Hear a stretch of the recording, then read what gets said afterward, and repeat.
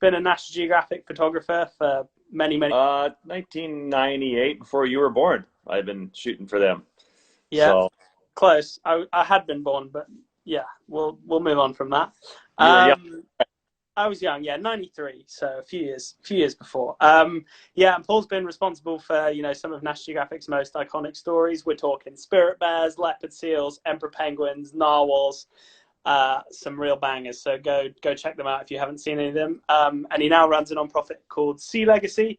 And I think the thing that I really like about Sea Legacy is that, unlike many conservation organizations, you guys point out that wildlife conservation must include people, because, if we just talk about wildlife and focus on the wildlife, it's just not a sustainable model. And I guess you guys also point out that, wildlife conservation is good for people too. It shouldn't just include them, it's good for them. So, yeah, thanks for doing that. Specifically, coastal wolves. I guess your link to coastal wolves was October 2015, National Geographic magazine story on coastal wolves, and I guess that's kind of brings me on to my link to coastal wolves. Let's hear about you. This is exciting. I lived on Vancouver Island, which is where you are right now, for 3 summer autumn seasons, and following Paul's 2015 story on coastal wolves in 2016, I made a series about coastal wolves, a video series for National Geographic. So that's us. That's Can I tell our. a story? What's that? I want to tell a quick story. Okay, go for it. I've been working in Tofino, since in the mid '90s, and I was out there one day, and it was really awful weather, and my career had moved along that I was getting onto bigger and bigger boats, and boats with shelter and a place to sleep, and all of a sudden there was this little red boat out in the water, and it was just like blowing 35 knots like it does in Tofino, and it was sideways rain, and I'm like, who's that crazy bugger out there by himself in that boat? Because he reminds me a lot of myself and how I started in the same little inflatable boat in Tofino, and it was you. And soon after, you were on the boat with Mike White, living in luxury as well. So that's my first time. Yes. So I saw you out there suffering, which reminded me of myself before we ever met. But I digressed. Keep going. Do you know the second time we met? No. Do you remember? I found this picture. I thought it would be. Oh, there you go. That was, wow, you were just a child, huh? Yeah, That, real strong. Anyway, moving on. Let's get on to the wolves. We got sidetracked. Um, National so Geographic, when people come together and let their hair down and let their stress out after being out there on the front lines and seeing all this crazy stuff all the time. It's you got to unwind once in a while. yeah, and wear ridiculous outfits. So I guess, Paul, let's start with the big question when it comes to coastal wolves. I think most people, when they think of wolves, certainly me included, we think of snow-covered mountains. We think of packs hunting species like elk. We think of places like Yellowstone National Park. What makes a coastal wolf special to you? I mean, when you first see a coastal wolf, as it was introduced to me by the Lawson family off the coast of Tofino out in the outer islands, it's to see this animal that is half the size of a regular wolf. I mean, when I was a biologist and we used to run live scientific trapping of lynx, once in a while we would get a timber wolf in our trap, and it was all, unobtrusive. We'd let them go very quietly and very gently. But to see a timber wolf that's 150 pounds or 75 kilos, and then compare that to these coastal wolves, which are very skinny, very tiny. One of the craziest things I remember with a coastal wolf, you have this image in your mind that these animals are these voracious predators that are out there killing everything that they see. And, these wolves had just been feeding in the intertidal zone, and they're lying there in the grass, and I'm there with my camera and waiting for something to happen. And all of a sudden this deer walks out of the forest and right in front of these wolves that are all sleeping. And I'm like, this is it. I'm going to see this unraveling of this, incredible behavior with this animal. And one wolf sort of lifted his head up like that, and they all went back to sleep. And the deer stood in front of them and just walked past them like, wow, you didn't expect that to happen. They're just this animal that has a diet that's, made of 70 to 90% seafood. They scavenge in the intertidal zone. They eat chitons and barnacles and salmon, and they're just a skinnier wolf that will sometimes swim 5 miles to go get a sea lion or a seal. I mean, they really are sea wolves. We talk about sea wolves. They're like a unique, distinct culture it's like finding a unique culture in the Amazon that no one's ever discovered before. And there it is, this small, tiny tribe and it's kind of like that when you find these wolves. It's like, wow, you feel like you're looking at a completely different species that is so in tune and connected to its island life. I guess we should say that those wolves they were just being lazy. They would normally try and nail a deer, right? I don't know. I mean, I think when you've been sitting there eating high-end seafood all day long, why are you going to go put yourself at risk and get a hoof to the face and have to eat awful hair? I mean, I'd rather eat, if I were a wolf, I'd rather live on chitons and barnacles and beautiful succulent seafood that's already perfectly covered in salt and yeah, those are the wolves you first saw too. Yeah, well, I guess we should say that in many places, coastal wolves, the vast majority of their diet is black-tailed deer. But yeah, in the places where the intertidal zone is particularly productive, yeah, did you say it was up to 90% of their diet can come from the ocean, which is I think mad. it varies on the population and what island they're on, and some islands that are way out there never get deer, so it's tough to have a deer in your diet. But on the odd deer, yeah, we can talk more about that, but. So I guess on the topic of the kinds of things that they eat, you talked about the seafood. The salmon run is obviously a major event on the BC coast for species like bears. Have you seen them fishing for salmon?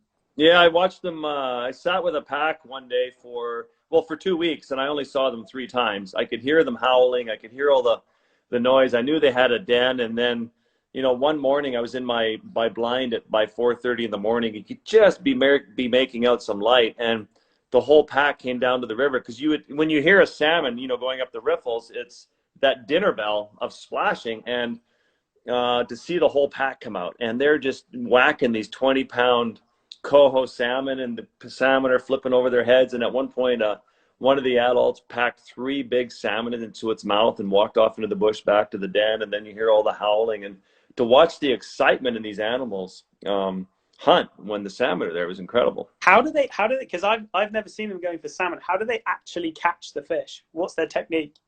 It's so funny to watch them, because a bear will just charge through a river like, like just pounce on the fish. The wolves I've watched hate to get their feet wet, so they're like they're watching on the rocks. They're standing on rocks, and there's the salmon there, but they don't want to get wet. They don't want to go deep in the water, so they're prancing. They're prancers. And I watched all these big salmon get by some of these wolves, and then they would gingerly try and get them up on the beach, or they'd bite them and throw them. And I've only seen it probably 5 or 6 times, but it's not what you would think, this sort of big attack mode. It's funny, when they do eat pink salmon, you can tell that the wolves have been there feeding in the night, because the entire fish is there except for the brains, because there's a parasite, a disease in these salmon that can kill wolves, and they somehow know that. I mean, it's amazing. And But is that not fascinating though? Because that parasite does not affect bears, right? does not affect bears, but so there's a parasite that is in the brain of the salmon that if bears eat, they're absolutely fine, but if wolves eat, they're in big trouble, and the wolves know not to touch the brain. It's nuts. they're amazing in what they do and don't eat, and just the fact that they know that, so yeah. So I guess on that note, you mentioned you were there for a bunch of weeks and you only saw them several times. Would you say that they're one of the most difficult animals that you've tried to film? What was your doing your 2015 National Geographic magazine story like, filming them? Was it difficult, easy, mixed? So it's one of the weirdest animals, one of the weirdest assignments I've ever had, because National Geographic gave me a huge amount of time. They gave me 90 days, to go out and shoot this story, 12 weeks to go out there with these wolves. And I'm like, that's a ton of time. But when you're on day 38 without seeing a wolf, you're like, okay, my career's over. And you're starting to think about what you're going to do in your next career when you're, selling tools at Canadian Tire. Was that your plan? It was becoming my plan as I was failing. But the wolves are funny, because I would hear them howling every day. I could, once in a while get a glimpse of a one in the distance. And then it was very strange one day that it's like they'd come by and they'd stare at the blind and know I'm in there. I'm like, why am I even in here? Every day from dark to dark, trying to be stealth. They know I'm here. They can smell me. They can see me. They're incredible animals.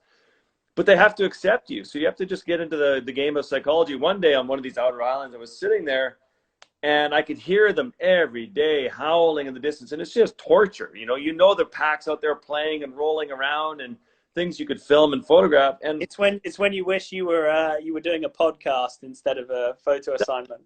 writer, I mean, the things I could write about, you know, but you have to come back with the visuals. And I'm sitting there on the beach, and all of a sudden I see something out of the corner of my eye, and I'm in my blind, and the whole pack comes out in front of me, and they sit down 10 feet in front of me, and they're just looking. They know I'm there, but they somehow just made a collective decision that I'm not a threat.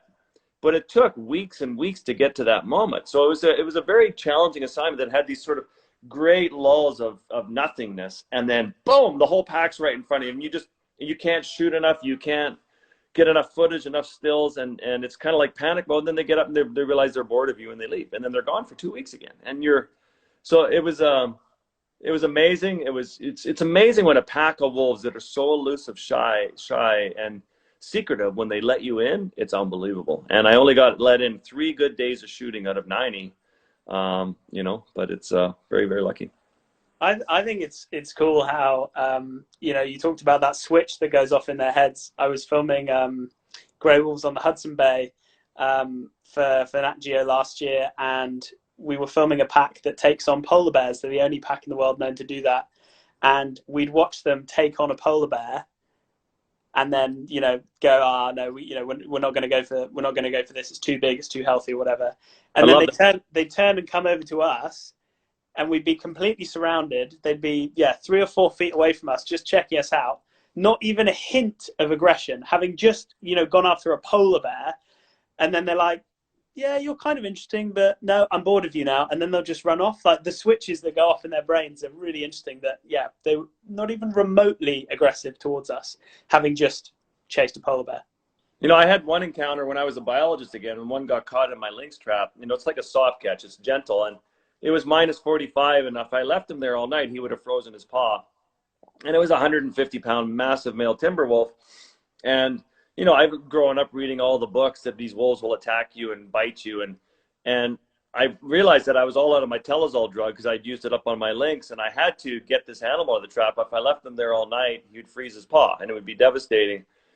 And so I walked up to him, and I started to talk to him. I'm like, dude, you know, I don't have any drugs for you. I'm going to have to just sort of pin you down and take this off your. And so I made a little V-stick and got the V-stick over his neck, and he's just looking at me holding up his paw. Here's an animal that could, you know, take your hand off. And I realized I didn't need the stick, and I just put my hand on the scruff of his neck. Again, it's minus 40, and I reached down, I took the trap off his paw, and he's holding, and I let him go, and he didn't bolt out of there and run off. They're just so smart and so aware and understood my intentions, I think. And he just stopped about 10 feet away from me and was just watching me as I said goodbye to him. And it's just, these are the animals that I've never had once a scary encounter with a wolf. I mean, I wouldn't want to be a rabbit or a chitin or a barnacle, but it's they're incredible. On the topic of being a rabbit or a chitin or a barnacle, you know, does their role go beyond? I guess, could you talk about how their role goes beyond just, you know, regulating their own prey?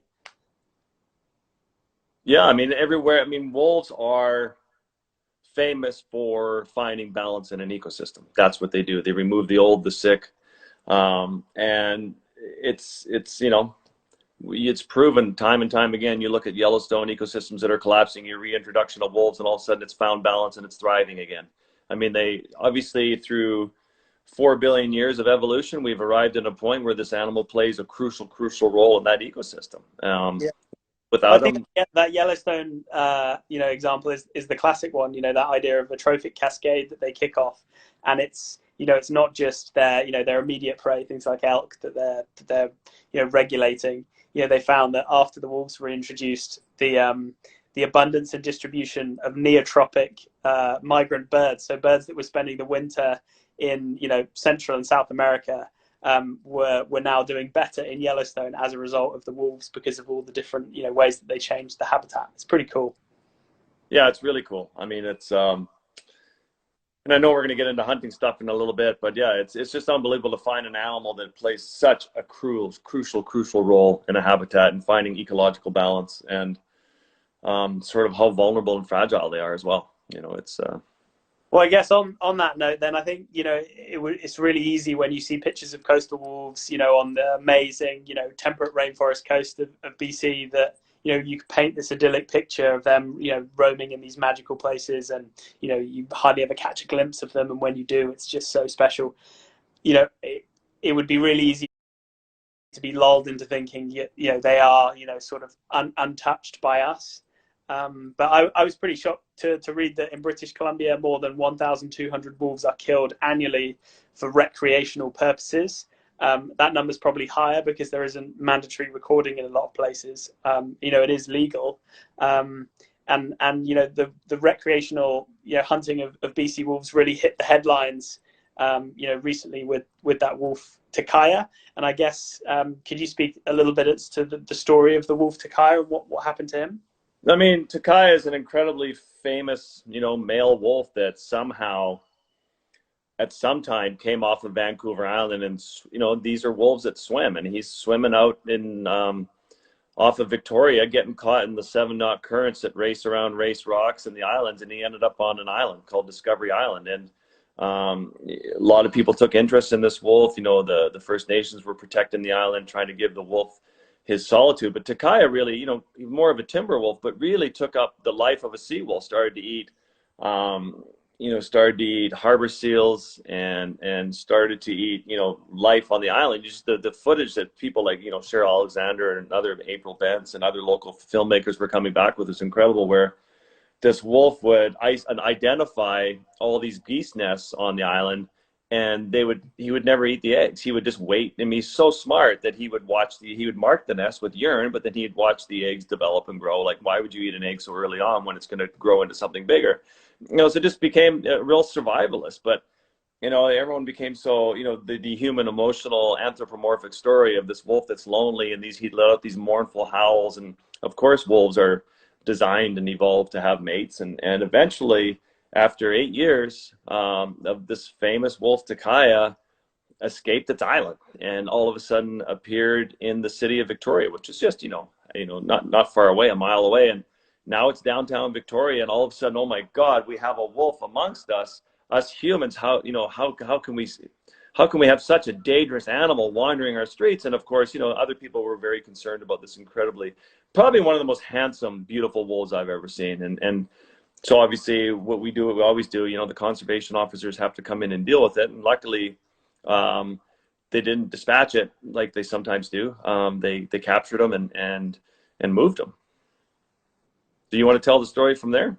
No. I think I guess the only thing to add that I thought was awesome. I mean, the goose egg thing is a great example. The other one that I really liked, Chris Darramont, who's a really prominent coastal wolf biologist, said that that wolf really pushed the boundaries of what we thought ecologically a wolf was capable of, in terms of that island is incredibly small, and so food was a big thing, and you mentioned how resourceful it was, but also I read that in the wintertime it was wet enough so that there was plenty of fresh water for the wolf to drink, because obviously it can't drink the salt water. But in the summertime, when it got really dry, there was no open water for it to drink on the island. So it actually was seen digging down. It was making its own well. I just love, it's totally like a survival show, where it's figuring out how to get its food and water. It just shows just how adaptable they are. But yeah, sorry, go ahead. Sure, he really illustrated too how fragile they are in human presence. Even though this wolf would sit there all day long watching fishing boats and sailboats and kayakers go by, it really didn't like people coming on his island. He would get really upset and howl and make a fuss when people would come onto his island. And I liked it that the First Nations realized that, and they would protect those rights of that wolf. That was his island now, and that's kind of the right mentality that we need to have with these species, where they come first. So you mentioned that it had its little 48 hours of running around downtown Victoria, and getting the police on the run around, and then it was tranquilized and moved. What happened next? Yeah, so I mean, as they do with animals, they try and take it to an area where A, it's not going to come back and find itself in the same situation, and B, where it's for the safety of the animals. So they take these animals to remote areas, as far away generally from humans as possible. And on a place like Vancouver Island, it's still pretty wild. There's still a lot of wild spaces, but with the human population growth, there's sort of people everywhere. But so they went for the best option and released them into the wild. And Everyone wished Takaya well, and within 2 months, a hunter had shot and killed Takaya. And, because Takaya was tagged and marked, so they knew instantly that this was the famous wolf of Discovery Island. And, so that's we know of Takaya's story because Takaya is a famous wolf, and we fall in love with this one animal. But what about the other 1,200 wolves that are killed? And what about the wolf call that's going on in northern BC, where they're trying to protect the last of, after, human destruction and habitat degradation and oil pipelines and the oil industry, you're down to, the last few remaining caribou, and also from overhunting. And they're like, oh, must be the wolves. Let's go kill 4,000 wolves now. So now we've got this big wolf program coming, and we just cannot help ourselves. But this conversation is more about the recreational, the sport killing of wolves, which has, as I grew up in the north with the Inuit, and I know what subsistence hunting looks like when the community needs to survive, to eat seal meat, to keep their families alive. Well, here we have wolves that provide no nutritional value. I often think when you look at hunters who are hunting bears, hunting wolves, they're looking at that wolf 150 yards, 200 yards away from a scope. It becomes this villain that they have grown in their mind through time that they need to conquer. You and I as filmmakers, you've had wolves eating your bootstrings pretty much. I've had a pack of wolves 10 feet away from me all start to howl. The concept of pulling out then a gun and smoking an animal that is just trying to eke out an existence makes absolutely zero sense. Well, I guess on that note, you talked about Inuit hunting and things. I think it's really important that we make the distinction between trophy hunting for sport and hunting for other reasons. In the case of these particular wolves, I guess let's look at for a second the possible arguments for killing these wolves. How could we possibly justify killing these wolves? So you mentioned. What did you already mention? You mentioned food. Okay, so can you eat a wolf? Can you eat a coastal wolf? I guess if you were absolutely starving to death, but you would, when there's deer absolutely everywhere, you would be. So the answer to that is no. Let's just no. go. Right. Okay. Yeah. I guess on lots of people in lots of places make their livelihoods from the fur of animals. Is the fur of a coastal wolf useful? Coastal wolves, absolutely not. I mean, it's actually kind of a little bit of a. When I first saw one, I was like, oh, it's kind of mangy. It's kind of like, it's not this big, burly, furry timber wolf that you see in the movies. It's kind of, Takaya aside, Takaya was an incredibly beautiful wolf. But, sea wolves, the wolves out on these islands generally are, you would not want that fur for anything. Okay, I guess the other potential reasons, we've talked about, the need to protect ourselves. I think the evidence, despite what storybooks say, the evidence for wolves killing people is next to zero in history. You're much more likely to get killed by a toilet or a flying, champagne cork or a squirrel or something. So we can kind of rule that one out. I think a very common argument for killing wolves around North America is conflict with livestock. I guess in the case of coastal, well, I don't guess, I know in the case of coastal wolves, very rarely their habitat is conducive to raising livestock. Is that what you found in your experience? Yeah, I mean, you have to think that, wolves have been existing for tens of thousands of years, hundreds of thousands of years. And then through time, we have started, we need to clear the forests. We need to plant, grass, and we need to have cattle and livestock and sheep. And wait a minute, what's this predator coming to eat our animals that we've just moved in here, and we're trying to grow this food? So, I mean, in British Columbia, for example, in British Columbia, we've had multiple eradication programs. It still goes on where you need to eliminate, you think throughout the United States, just outside of Yellowstone now, they still have eradication. You have eradication programs, and where the government funded using taxpayer dollars to kill 4,000 wolves in British Columbia to save a handful of caribou that we've already overhunted. So it's the wolf has sort of always become the villain in these stories from Little Red Riding Hood and on. It's, so that's obviously, at what point are we going to put these animals first? So, I mean, I guess in the case of coastal specifically, then I guess in some parts of their range, like on, central parts of Vancouver Island, I guess, there's potential for conflict with livestock, but it's pretty minimal considering generally they live on these coasts that have steep relief, loads of rainfall, so not particularly good. So I guess livestock is pretty minimal. Sorry, go ahead. I see where you're going with this. On these outer islands where I film wolves, where you film the wolves, there's no livestock. There's, the odd dog gets taken, or, where there are Okay, huge. well, cool. On that note, then I guess another potential reason for killing a wolf would be the defense of a pet. And that's something that's close to my heart, because the wolf that I posted a picture of it on my Instagram today. I photographed her and her pack, and then unfortunately she was killed. And the reason she was killed was that about a week earlier, a different member of her pack had come into the town and had been eating a couple people's dogs. And so it was a what's the word? Retaliation. Retaliatory kill. I don't know what the phrase is, but anyway, yeah, we'll go. Retaliatory kill, yeah. Yeah, retaliatory kill, and whilst I have empathy for the person that the people that lost their dogs, that must be terrible. The idea that killing the wolf is actually a good solution is flawed in itself, because the moment you start killing wolves, they have such a complex social structure, particularly if you're killing one of the older wolves in the pack. You lose local knowledge to exploit the natural prey base, so there's every chance that you could increase human wildlife conflict. And I guess on the case of you mentioned about Takaya and people coming on his island. There was a case actually when people brought a dog onto the island, and he wasn't happy about it for obvious reasons. And I guess it all comes back to when you analyze most situations with people and large carnivores, the issue is not managing the wildlife. The issue is managing the human behavior. And I guess we just got to have the mindset that if you're enjoying a wilderness area, only take dogs where you're allowed and put them on a leash, and you're going to solve a lot of problems. I mean, that's almost all of it when it comes down to wildlife. It's managing human behavior. When I was a biologist, I used to be called in to remove a problem bear and into these hunting camps. And like, we have a bear that's a problem, we need it shot and killed, but you have to come and do it as a government official.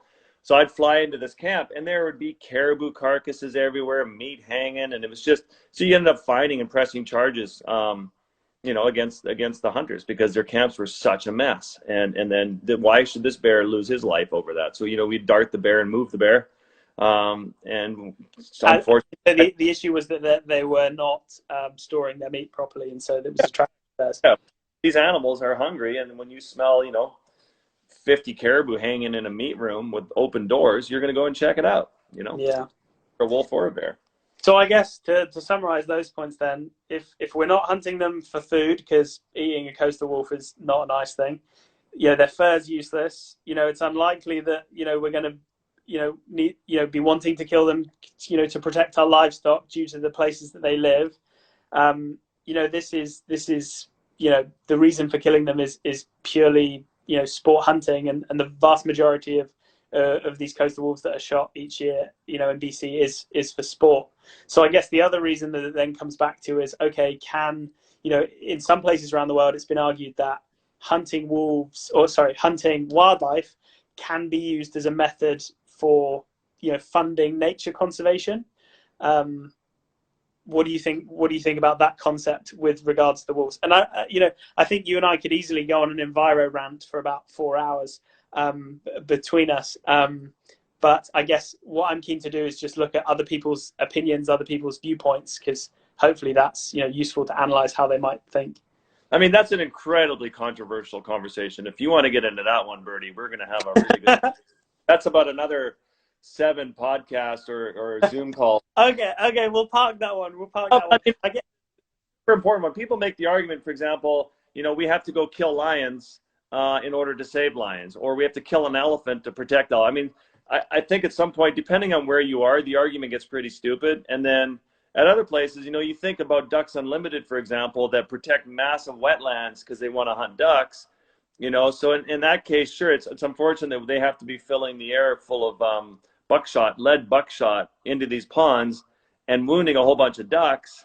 But ultimately, they are protecting, and creating these massive wetlands. It's tragic that the conservation community does not have the funding quite often to set aside these habitats and create the protections necessary for these ecosystems as a whole and these species without having to go kill them in order to justify it. Wouldn't it be great if people got behind it and you think of these Greta Thunberg movements where people say, yeah, shit, I care about this stuff. I care about climate change. I care about habitats. I care about marine protected areas. I care about coastal wolves and intact ecosystems. Let's just find the funding to protect these places without having to go to the hunters who've got deep, deep pockets. They're so well funded. They're like, yeah, we want to keep killing these animals. Therefore, we're going to help protect them. So, I mean, in a way, hunters in some areas do provide a role, but it really depends on the area. But that's again a really heated topic, and I'm very of the mind that we just need to protect these places, not have to kill the very animals that we want to protect in order to justify protecting them. It's just kind of a circular, crazy argument.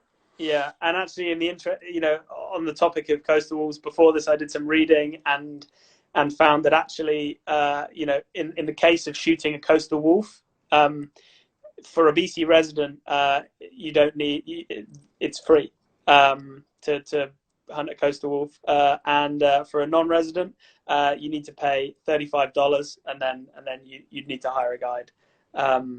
So yeah, that argument is sort of flawed because it's if you're a resident of BC and you want to go trophy hunt a wolf, a coastal wolf, it's free. So that argument's kind of ruled out. So I guess why I was keen to kind of go through those sort of, I guess, the traditional arguments is because if you neutralize all of those traditional arguments for killing these wolves, all you're left with is the ethics. It's a case of what's right and what's wrong to you.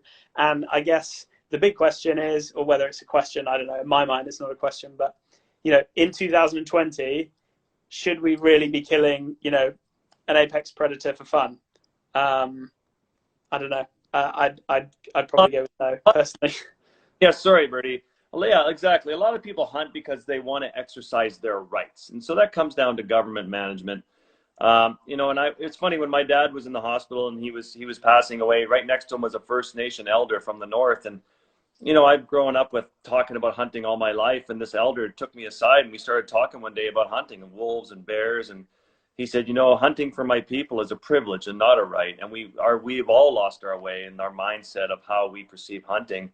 We never need to kill an animal that we're not going to eat, especially the wolves and the bears that are providing a service for the ecosystem. And to hear an elder say that was just incredibly heartwarming. This person who, through history, his people have hunted. Maybe back 1,000 years ago, they did need the furs. Maybe they did eat a wolf. They would eat, whatever they would eat, they would eat. And nowadays, we've really lost our way as a species, where we're exercising our right, and we're using quite often wolves as sort of exercising our political right. It comes down to a government to say, this is absolutely stupid. These wolves provide an incredible service to this ecosystem, to this habitat. It'll put everything else in balance. You may lose the odd dog, you may lose the odd livestock, the odd cow, the odd sheep. And too bad. These wolves are here first. They have a right to be here. We must coexist with them, and we must protect them. And I think once we wrap around that mindset and put laws and regulations in place, until then, these animals are going to be constantly decimated wherever they exist. So, I mean, I really applaud the work of people like Raincoast, who are doing the science, finding out how unique these sea wolves are. To think that there's an animal that has evolved that end up on these outer islands where they finally have found peace and harmony within their own pack. They're eating in the intertidal zone. They're on these tiny islands. And like you said, for no money, or it might even be $5 or $25, a cup of a nice, little bottle of wine, you can go out and smoke these wolves, and not just one wolf. You can smoke as many as you want. You can kill them. And these animals are just barely eking out an existence as it is, and we can sit there from 150 yards away with a scope and a gun and a tripod or whatever we're using and kill those wolves. And I mean, I watched once a hunter kill a female white wolf up in Ellesmere Island, and when he cut her open, she had full of pups, and that was one of the most devastating things I've ever seen. And yeah, it's tough. Yeah, and I get you mentioned, Raincoast Conservation Foundation, and the reason that we're chatting about coastal wolves today is, well, one, because chatting about coastal wolves is good fun, because they're such special animals, and having a heated conversation about the ethics of hunting and all that kind of thing, but also now is an important time because Raincoast Conservation Foundation, who you mentioned, do really important work, but they are launching a new campaign to basically, as Paul said, the way to stop this yeah, if you want to come back to exercising the rights, we just got to change the rights then. So yeah, it's to change the law. Currently, it's legal to sport trophy hunt coastal wolves, wolves in BC. Their goal is to stop that. To change the law, and the first step towards doing that is to write to political figures. So if you really like to help, and this is particularly relevant if you're a resident of BC, if you go to raincoast.org/wolves, there's a really simple framework with what you can do to help. But yeah, ultimately to get the law changed. And that might sound, well, I guess the reason I love this call, and maybe you can speak to this, the reason I love this as a solution is that so often when I've been lucky enough to go to lots of cool places around the world that have really hard conservation issues, many of those conservation issues are so big and so daunting that trying to solve them seems, if climate change is the issue for a particular species, trying to solve that seems so difficult, whereas there's a simple problem and a simple solution. So yeah, if we can get behind that, that'd be awesome. I don't know, do you have anything to say to that, Paul? Yeah, I mean, obviously that's why we started Sea Legacy. Is we are basically an amplification agency. We find issues that are based on science. We look for tipping points, and that's why we're so proud of that. We have over several million people involved in what we're doing. We're funded by a big community of people. And the most important thing is when there's an issue like Raincoast has the science, Raincoast is doing the work, we're partnering with Raincoast. They've already been in touch with us. And they, when you get to inject a massive amount of energy by, we talk about politics, the government, this people, it's you, it's all of us. And when you can take millions of people and say, direct your energy on this issue, I mean, for example, I mean, that's how you have great conservation wins. When we were working on the Death Net campaign just off of Los Angeles, there's these mile-long drift nets that are a mile long and 100 feet deep, and they indiscriminately kill dolphins, whales, thresher sharks, and they're just mowing everything down to get this mercury-filled swordfish that we shouldn't be eating anyway. And so, people have been working on Howard Hall, the great Howard Hall, one of the most iconic filmmakers of all time, next to you. He's out there and they've been working on this issue and they're losing, and it's still carried on. But because of our following, because of the people that we're able to bring together under this one platform, Sea Legacy is building a new platform in the next month. We're launching it. It's called Only One. And it's going to be this common voice, that we bring this common voice on these issues. So when you talk about wolf hunting in BC, and all of a sudden you can have 3 million people show up with their computers, their devices, their signatures, their voices, their wallets, and get behind these issues, you have wins. You shut these things down. Pacific Wild has done it with bears. Raincoast has done it with bears. People all around you are having big conservation wins because of the collective gathering of people. Internet is exciting, man. It's exciting. Yeah, I mean, that is an important point that I actually, forgot to mention, is that Raincoast have the the track record. It might seem actually difficult to think getting the law changed is possible, but they did exactly that with the grizzly bear trophy hunt. Exactly. Trophy hunting is of grizzly bears is now banned. They changed the law, so we know how to do it. We've just got to change this demonization of wolves as a way of justifying hunting them for fun. Exactly. And for ego and for whatever. If there's no ethical reason to hunt wolves, there's no nutritional reason to hunt wolves.